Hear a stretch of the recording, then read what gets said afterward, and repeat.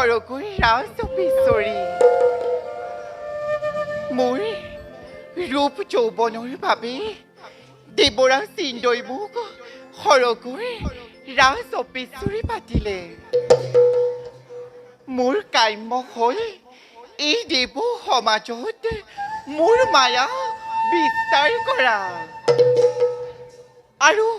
এইবাৰ মই যুগৰাজ কলিৰ লগত সহযোগ হৈ কাল আৰু অকাল দৈত্যক নিধন কৰিবৰ বাবে এই মৰ্ত্যত মই পাতিছোঁ শিৱাহৰ মই মোৰ মায়াৰ প্ৰভাৱত সেই কলিৰ ৰাজত্ব প্ৰভূতত গোটেই সমগ্ৰ পৃষ্টিতে মই মায়াৰ জ্বালা কৰিম প্ৰচাৰ